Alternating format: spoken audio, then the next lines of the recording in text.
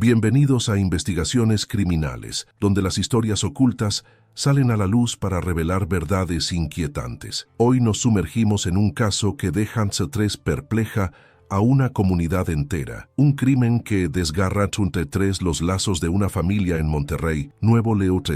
Esta es la historia de Raúl Hernández, un joven de apenas 19 años, con un futuro tan brillante como la chispa en sus ojos y una tragedia que aún late en el corazón de quienes le conocieron. Raúl era conocido en el vecindario por su carácter amable y trabajador. Sus vecinos solían verlo pasear temprano en las mañanas empujando el carrito de su B11, mientras su esposa, Mariana, tomaba un respiro antes de dirigirse a sus clases en la universidad. A pesar de su corta edad, Raúl había construido una vida que muchos consideraran estable, con un empleo honrado como mecánico en el taller de don Abelardo, un viejo conocido del barrio que lo había tomado como aprendiz desde los 16 años. Su vida parece una tranquila, sencilla, tejida con hilos de sueños modestos y metas claras. Mariana, de 18 años, era la clase de joven que irradiaba energía y dedicarse un 3N. Su vida giraba en torno a sus estudios y su familia, equilibrando las tareas del hogar con sus deseos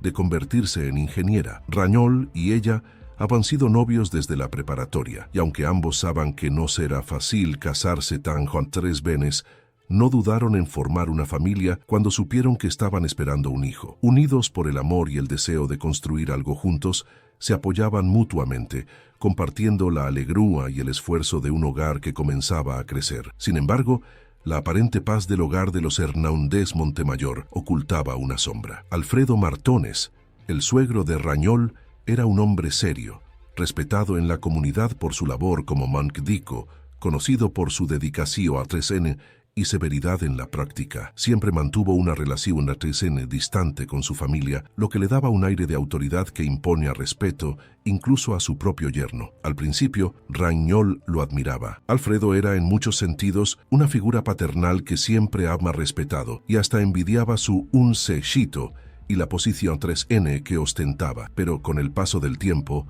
Raúl comenzó a notar algo extra en la actitud de su suegro. Alfredo se mostraba cada vez más insistente en involucrarse en su vida, con una atención que poco a poco comienzas a sentirse inquietante. Primero, eran meros consejos sobre seu tresmo deba manejar el dinero, seu tresmo organizar su tiempo, o incluso seu tresmo cuidar a su hijo. Después vinieron las invitaciones constantes a conversar en el consultorio, bajo el pretexto de brindarle orientación tren, lo que en un inicio parecía una muestra de interés que, con el tiempo, fue envolviendo a Raúl en una relación que pareció ir más allá de lo que un suegro expresara por su yerno. Para Mariana, la constante presencia de su padre era solo una señal de apoyo. Alfredo le había prometido que siempre estará a John para ellos, especialmente ahora que se encontraban en una situación económica complicada. Sin embargo, Raúl, cada vez más inquieto, comenzó a evitarlo. Empieza a pasar más tiempo en el taller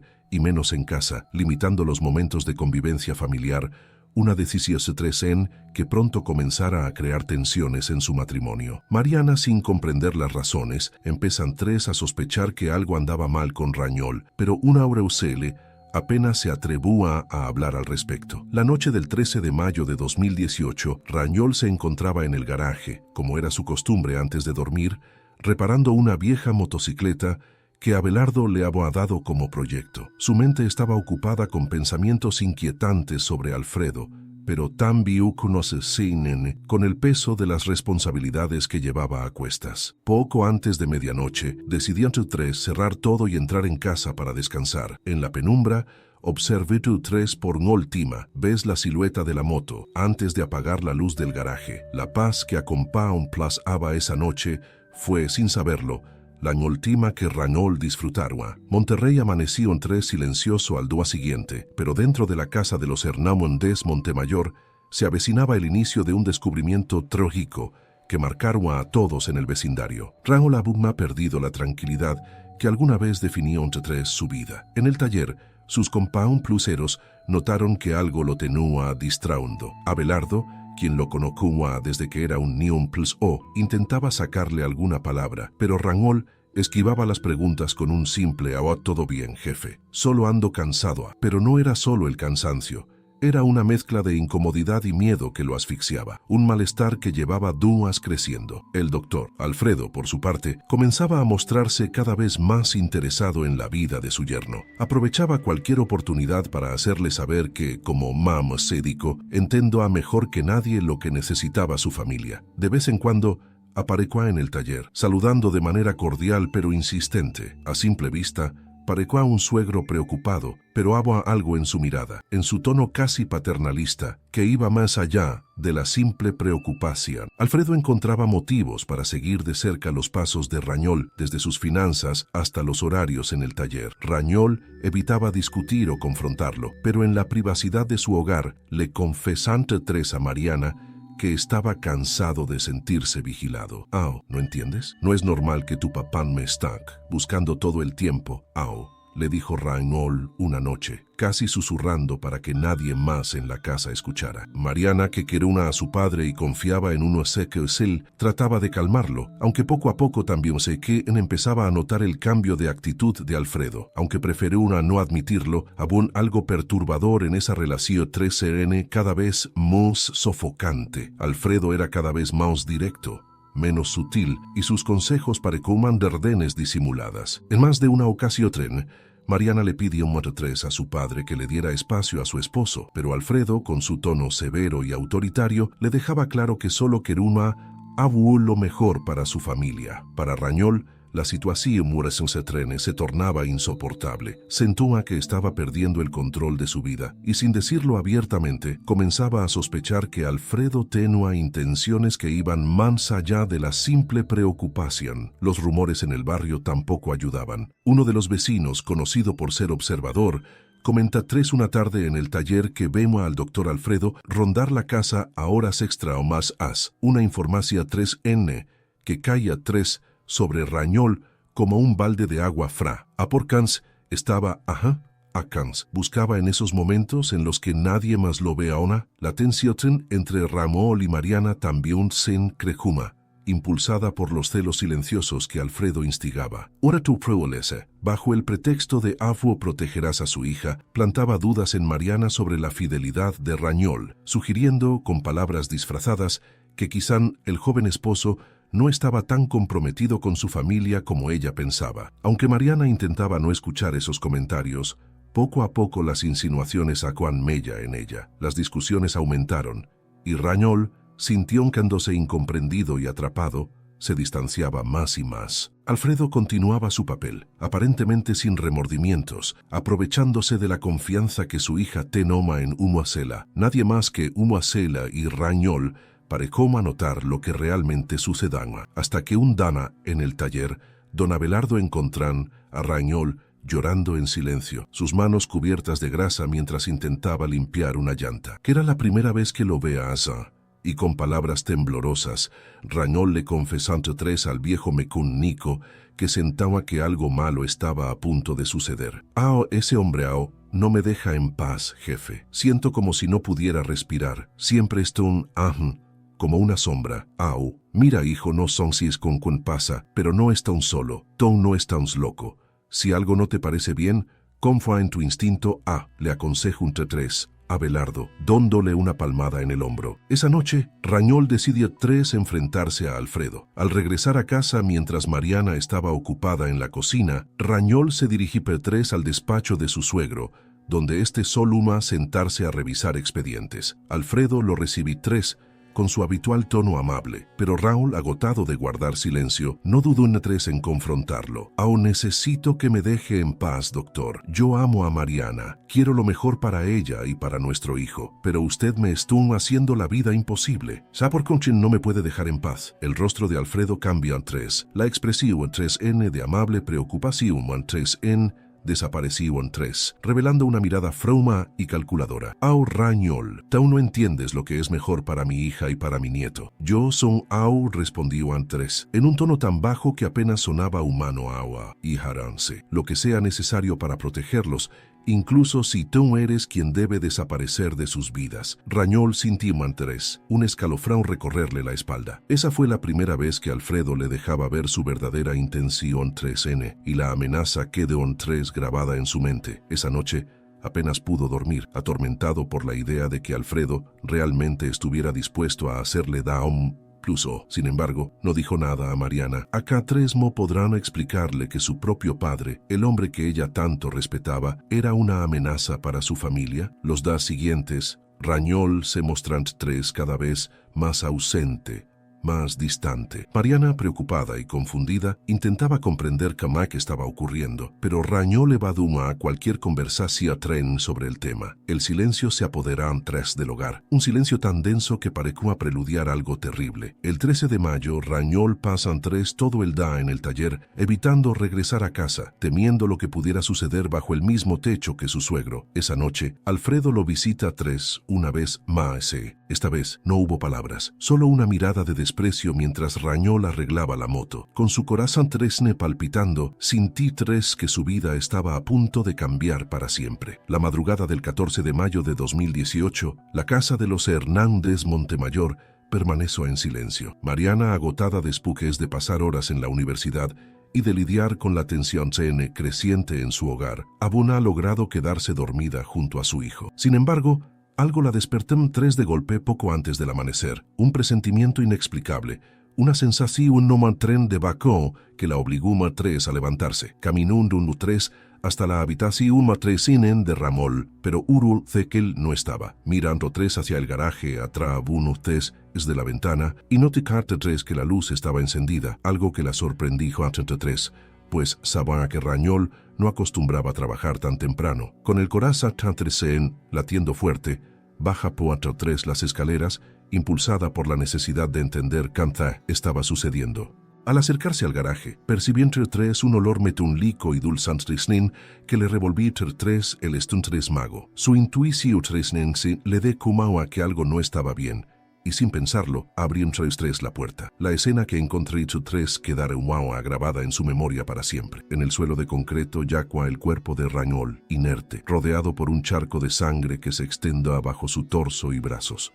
Su rostro, normalmente sereno, estaba ahora desfigurado por golpes que apenas dejaban reconocer sus facciones. Mariana, paralizada por el horror, apenas podía comprender lo que estaba viendo. Un grito ahogado se escapa desde su garganta y sus manos temblorosas buscaron desesperadamente su telanchifono para marcar al 911. ¡Au, ayuda! Au gritaba entre sollozos, incapaz de controlar el temblor de su cuerpo. A mi esposo estoy muerto. Las palabras apenas lograban salir de su boca. Los minutos que siguieron fueron como un borrachacresenen. La sirena de la ambulancia, los vecinos que comenzaban a rodear la entrada del garaje y las luces de la patrulla de la policía formaban una escena surrealista. Mariana, sumida en un estado de shock, permaneció inmatresbil, incapaz de apartar la vista del cuerpo sin vida de su esposo. Era como si su mente no pudiera aceptar la realidad que tenía frente a ella. Los primeros paramédicos en llegar confirmaron lo que todos temían. Rañol había fallecido y la brutalidad de sus heridas era tal que ni siquiera fue necesario un examen exhaustivo para determinar que no había sido un accidente. El detective Ignacio Sánchez,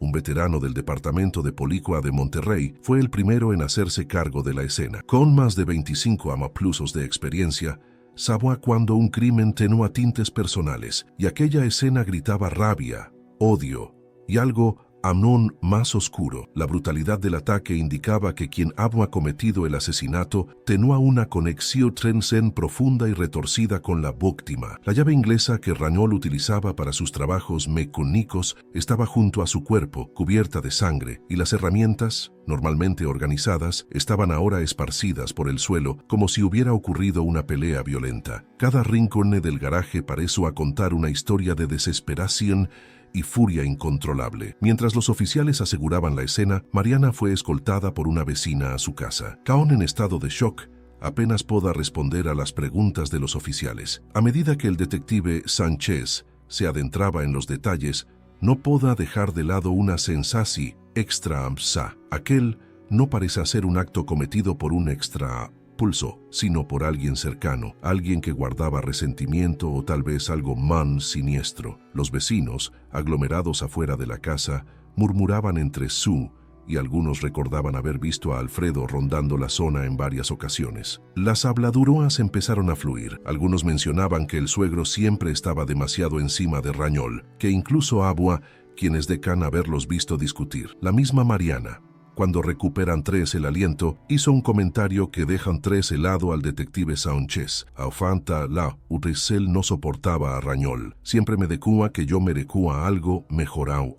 Esa noche en Monterrey, nadie pudo dormir tranquilo. La noticia del brutal asesinato corría entre tres por el barrio, y cada persona que conocía a Rañol se estremecía entre tres al enterarse de la forma en que había sido arrancado de la vida de su familia. Entre ellos, don Abelardo, quien fue uno de los primeros en acercarse a la casa al enterarse de lo sucedido, sintió un dolor profundo al recordar aquella última conversación con su joven aprendiz. Todo indicaba que Rañol había estado bajo una sombra oscura, una amenaza que solo uno social pareció haber percibido hasta el final. La plazana siguiente, el garaje de los Hernández Montemayor se convirtió en una escena de investigación trieste. El detective Ignacio Sánchez había pasado la noche en vela revisando el expediente preliminar. Con cada detalle que emergía, la sospecha se volvía más clara, más inquietante. La brutalidad del crimen no dejaba dudas de que había sido un acto de odio, y los testimonios iniciales Seon Paz alaban un nombre que no lograba abandonar su mente: Alfredo Martones, el suegro de Raúl. El detective y su equipo realizaron un minucioso examen del garaje, documentando cada centímetro de la escena, fotógrafas, análisis de manchas de sangre y huellas que podrán indicar que, efectivamente, Rañol había intentado defenderse. Entre las evidencias halladas, una PKM Plus A grabadora digital, camuflada bajo un estante lleno de herramientas, llamó la atención de Sánchez. Al recogerla y encenderla, se encontró con una serie de grabaciones de voz que congelaron el aire en el garaje. Al reproducir el primer archivo, escucha una voz inconfundible. Era Alfredo y parecía estar conversando con Raúl en tono amenazante. Las frases no dejaban espacio para dudas. Aguatón no eres suficiente para mi hija. Merecen algo mejor. Alguien que esté a la altura de esta familia. A veces, para el bien de los que amas, hay que sacrificar lo que te está estorbando. Las palabras eran cortantes, franas, y al escucharlas, el detective comprendió que Alfredo no solo tenía una obsesión enfermiza, sino que su control sobre Rañol había llegado al punto de quiebre. Con la grabadora como pieza clave, el detective Sánchez solicitó una orden para interrogar a Alfredo. Durante el interrogatorio, Alfredo mostró una actitud calmada, incluso altanera. Alegaba que sus conversaciones con Rañol solo reflejaban el deseo de un padre por el bienestar de su hija y su nieto. Pero a medida que las preguntas se volvan más incisivas, su fachada de frialdad comenzó a resquebrajarse. ¿Por qué tenía usted esa grabadora, doctor Martones? Le preguntó el detective, sin apartar la mirada de su rostro. Yo no tengo idea de que Tresmo llegó un tetesajón. Seguramente alguien está tratando de incriminarme, de hacerme ver como el culpable de algo tan atroz. Respondía Antatres, con una voz que comenzaba a quebrarse. El detective Sánchez Not 3 con Tresmo. Alfredo evitaba sus ojos y Tresmo sus manos temblaban ligeramente. Aunque se esforzaba en mantener una expresión de inocencia, el sudor que corra por su frente traicionaba sus verdaderas emociones. La situación era cada vez más clara y Sánchez estaba decidido a sacar a la luz la verdad de Trons del asesinato de Raúl. Entre las pruebas adicionales se encontraron mensajes de texto y correos electrónicos que Alfredo había enviado a Mariana en las semanas previas al crimen, insinuando que Rañol estaba ando la estabilidad familiar y sugiriendo que, tal vez, Mariana y su hijo estarán mejor sin Usile. Estos mensajes no solo reforzaban la teoría de una obsesión enfermiza, sino que evidenciaban una manipulación emocional constante. Con cada pieza que se sumaba al rompecabezas, la imagen de Alfredo se transformaba de un padre preocupado a un hombre capaz de cometer un acto de violencia extrema para eliminar lo que percibía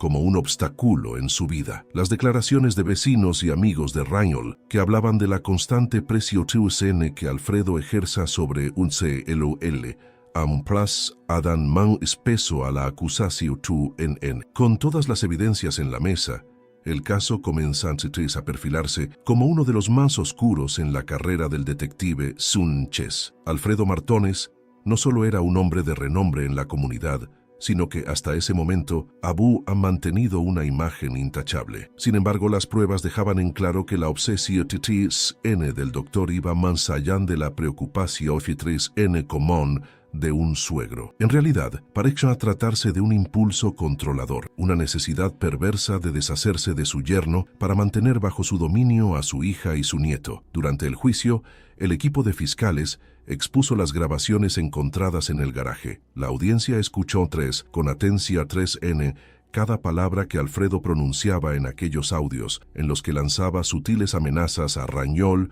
Sugiri y Sakindole, con un tono casi de desprecio, que Au Osab Iwa, que un se era lo mejor para su hija Au. Alfredo intentaba dar explicaciones, pero cada palabra que deca lo hundía más. La fiscal más resaltó que, aunque Alfredo nunca había dicho explícitamente que quería deshacerse de Ragnol, sus palabras y su tono dejaban claro que lo consideraba una amenaza para sus planes. Además de los audios, se mostraron los mensajes de texto y correos electrónicos que Alfredo había enviado a Mariana, instigándola a desconfiar de su esposo, sugiriendo en varios de ellos que Raul no estaba listo para llevar la vida que necesitaba su familia y que en su opinión Mariana mereca algo mucho mejor. Mariana, devastada, se vio obligada a enfrentarse a la realidad de que su propio padre había conspirado para acabar con la vida de su esposo. Uno de los momentos más impactantes del juicio ocurrió cuando la fiscal presentó el testimonio de Abelardo, el jefe de Raul, quien reveló que Raul le había confesado su temor por la actitud de Alfredo. En su declaración 300, Abelardo recordó el día en que encontró a Ragnol angustiado, relatando que su yerno estaba cada vez más atormentado por el control de su suegro. Al escuchar estas palabras, Alfredo intenta interrumpirlo, negando rotundamente las acusaciones, pero el juez lo obliga a guardar silencio, recordándole que estaba allá en calidad de acusado. El fiscal, en un giro que estremecía a la sala, concluye su alegato refiriéndose al asesinato como un crimen de posesión.